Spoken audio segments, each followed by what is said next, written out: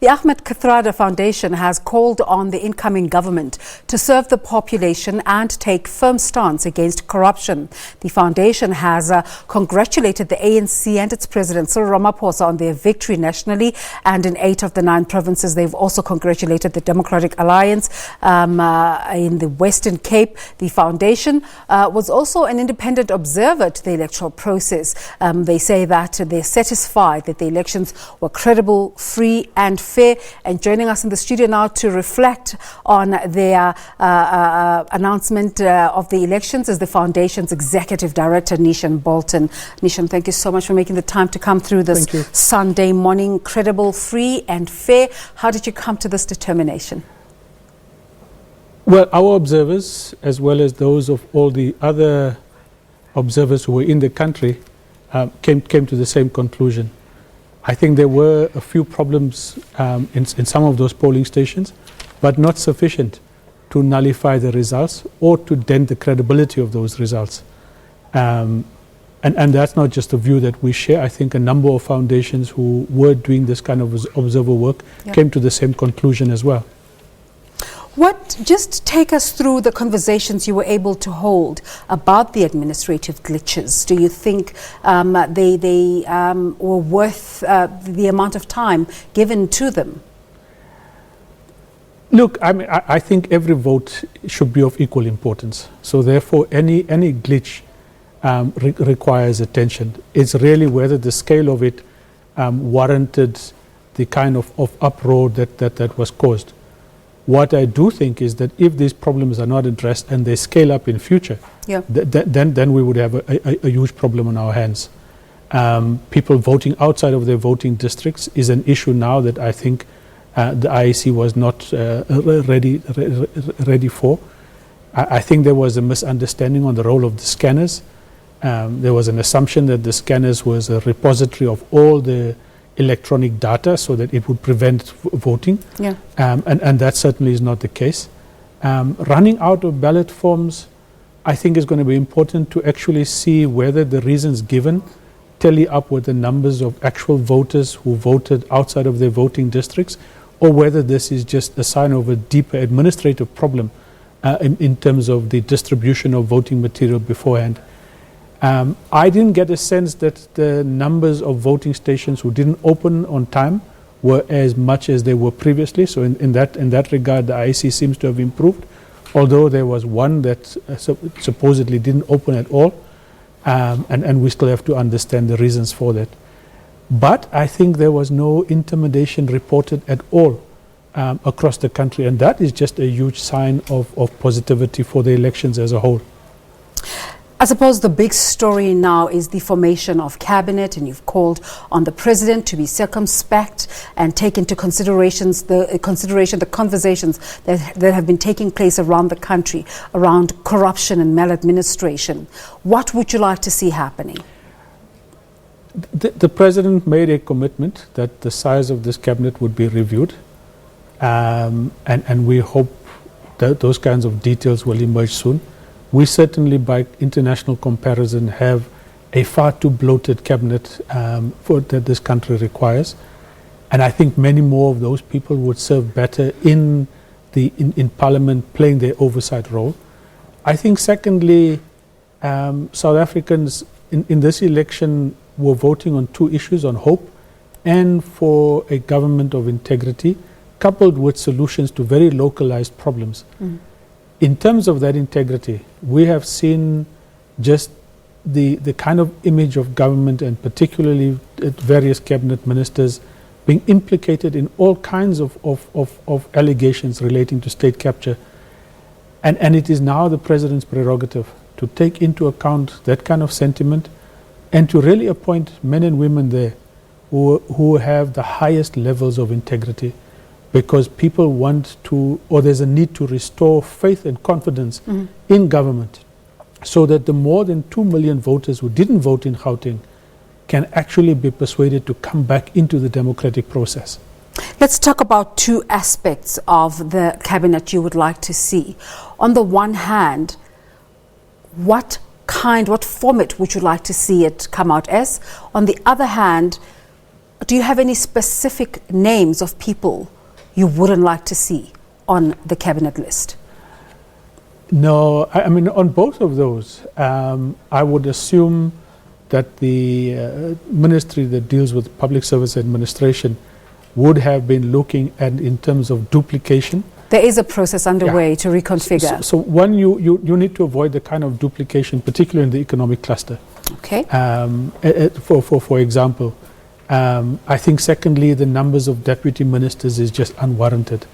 And there might well be other areas where small business and so forth could be done away with, and others in fact integrated. In terms of the second one, we don't have particular names. But I think the kinds of people who are put up need to have passed and some kind of basic integrity test. And that would simply mean people who have not been implicated and who are possibly still not going to be implicated in the various commissions that are underway, particularly the Zondo Commission. And those names are out in the public, and there might well be others in the list of names that have been put forward to go to Parliament, who the ANC's own integrity committee might have put question marks on. It has been said that one of the challenges that the president will be facing in putting up the cabinet is the mix, the racial mix, the gender mix, how much youth are represented in your cabinet.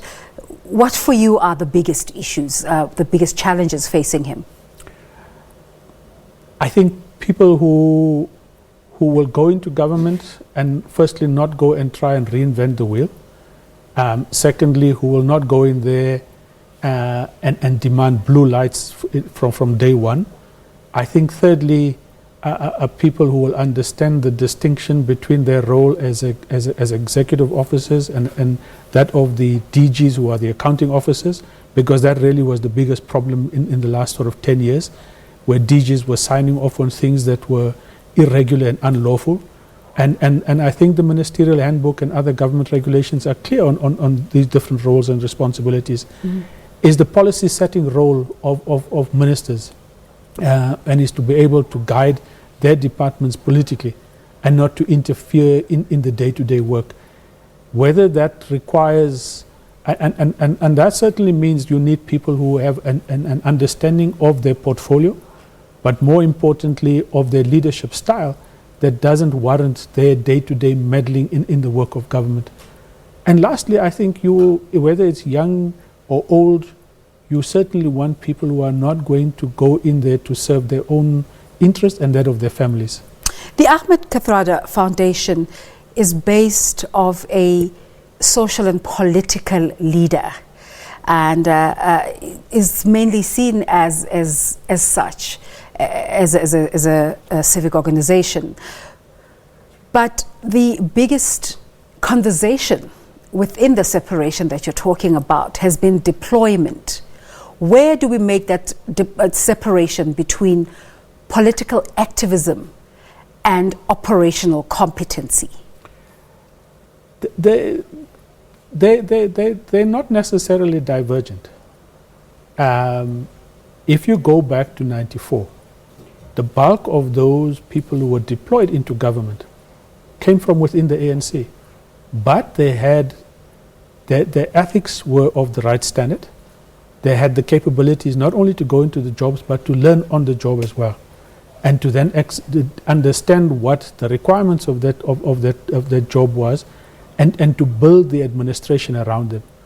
What you don't want are administrators who will go in and who think that their role is to just carry out a party mandate rather than the mandate of that particular ministry serving the citizens. And of serving citizens. You speak about restoring public faith in state institutions as well. What do you think this mandate that the citizens have given the ANC government is? What would the citizens like to see happening? In my view, it's about, and observing the elections, was about having a responsive government, responsive at all of its levels, and I think the Alexander issue is the most classic example of that, which really warranted all levels of government responding to that community and not playing political football with it. I think secondly is a government that not only listens but acts on what it has found after having listened. Don't run away from the problems, is be seen to be acting on commitments thereafter. But thirdly is a government that will strive to be corrupt-free. And I think that corruption has really emerged as the biggest issue in my mind for these elections, and has either got people to stay away or to change their votes or to vote in the hope that it can now be addressed by this new administration. Yesterday, we saw the leader of the EFF and his family put to rest their grandmother, and the ANC stalwart in Ndrumlangweni, who's also a friend of Mr. Ahmed Kathrada, attending the funeral. What do you think of those political friendly overtures? I think they are critical. I think people, and Kathrada used to say that whilst they were political opponents, they were not political enemies. And I so much appreciate that Tata Mlangeni was there. And I think if Uncle Kathy were alive, he possibly would have wanted to be there as well, which is why he wanted to take both the leaders of the DA and the EFF to Robben Island. Because he saw in them the kind of hope that this country needs, and to cross the kind of political divides. He was very clear about where his political allegiance was, but that didn't mean that they would not have the ability to talk and to learn from each other. What role are we going to see the foundation playing in this sixth government? Support and pressurize. We will support government where it requires our support, but we also are going to intensify pressure on particularly the issue of those implicated in state capture not featuring in government itself. The big area of our work, however, will continue to look at avenues where we must build non-racialism and tackle racism in our society in all of its forms. When you're calling for the president to be circumspect in terms of the people he chooses into government, and you're on the civic side, but reports are coming out from the political side that within his own parties there's pressure to reinstate some of these people. How will you put your pressure to bear? Well, we've certainly gone public on this statement, which is the starting point. I think very soon we will be attempting to reconvene civil society formations in Gauteng and link up with those who have organized themselves in Cape Town and elsewhere to look at how we strengthen these calls. And should such people find a place back in cabinet, I would certainly pile on the pressure using whatever mechanisms there are and whatever information emerges from the Zondo Commission and others to intensify those calls. It's not going to be something that we will be backing down from at any moment now. A person watching us now, excited about the prospects of the future and thinking they'd like to get involved, what sort of programs is the foundation running to realize some of these ideals? Well, two things. One, with regards to issues of state capture, I think in the next few weeks, we will be making those kinds of announcements of reconvening civil society forums in Gauteng. So that needs to be just watched out for. I think secondly, with regards to anti-racism work, we have been building with other foundations the anti-racism network, and that information is available on our website and on other social media platforms. And we would encourage anybody who wants to work with us on those areas of work to just be in contact. You've also sent out your congratulations to the Democratic Alliance for their victory in the Western Cape. Your thoughts about that?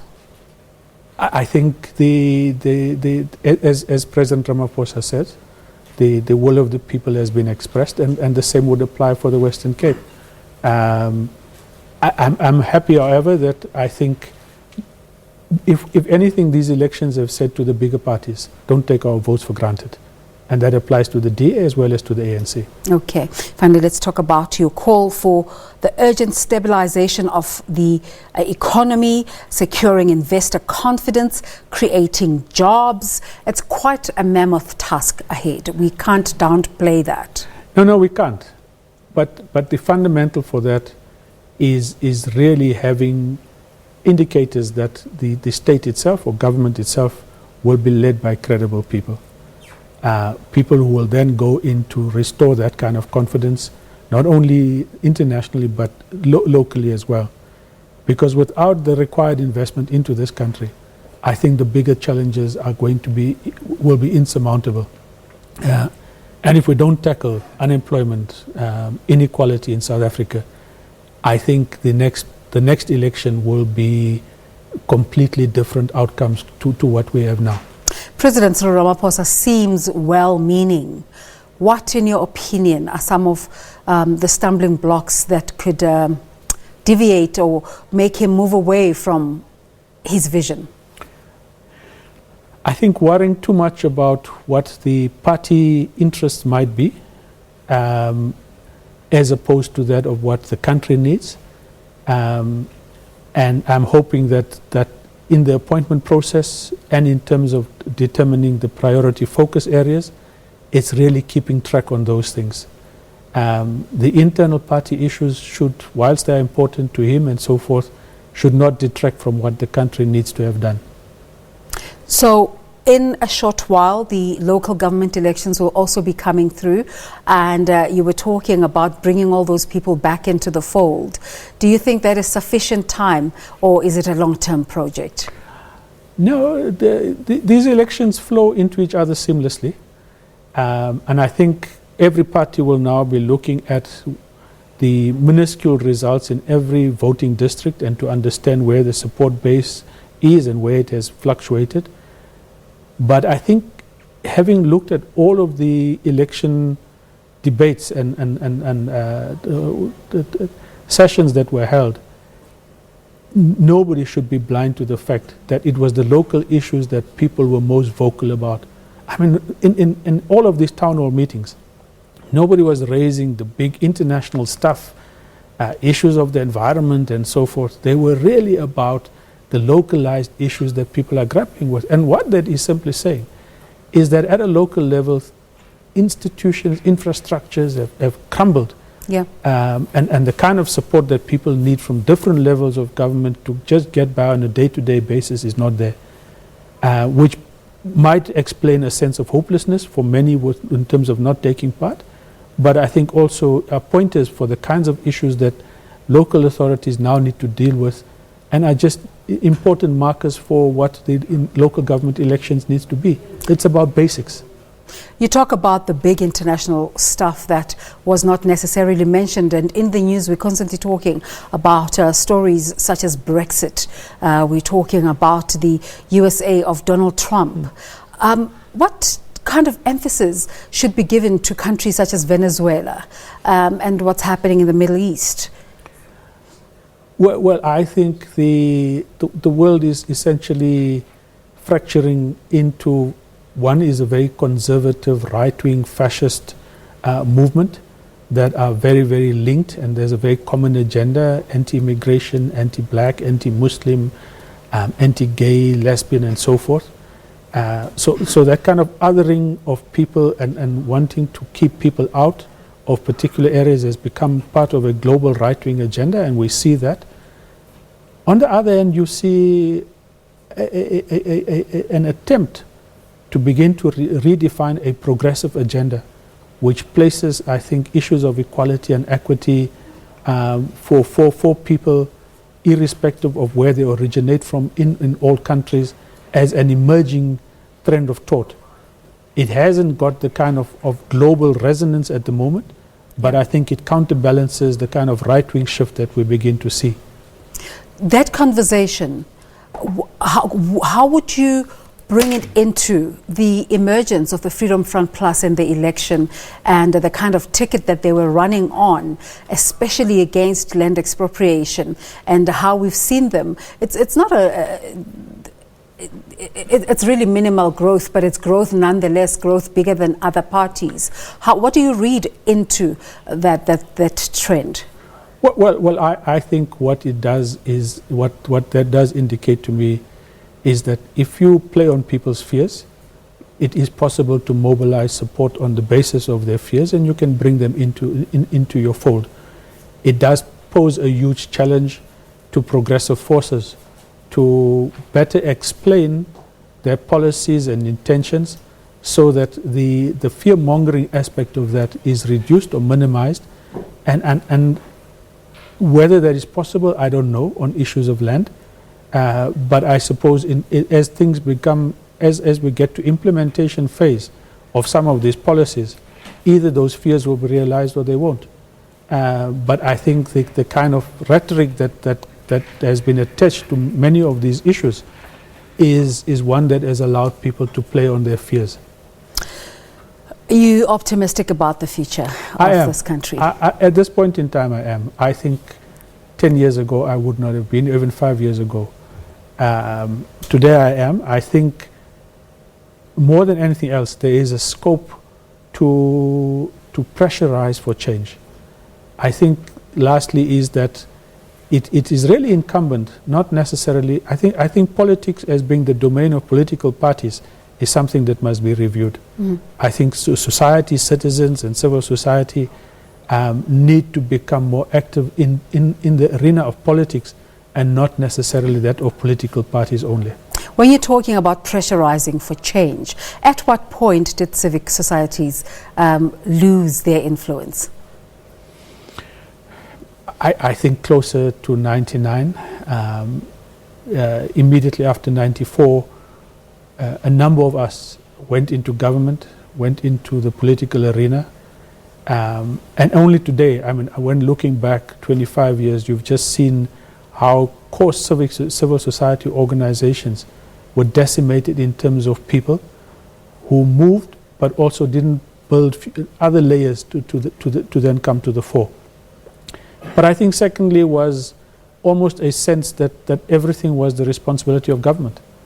And that kind of ongoing civic activism was reduced significantly. I think you've seen elements of that re-emerge in the last few years, not necessarily at the kind of grassroots character that it requires. I think Equal Education and some other organizations have crossed that barrier, but we still need to rebuild civil society at its grassroots base, so that I think the power of people is not necessarily expressed only through political parties. Nishan Bolton, thank you so much for making the time to come through to talk to us. It's a pleasure. Thank you. This morning, he is the Executive Director for the Ahmed Kathrada Foundation. Thanks for watching. This is The Agenda. Let's take a break.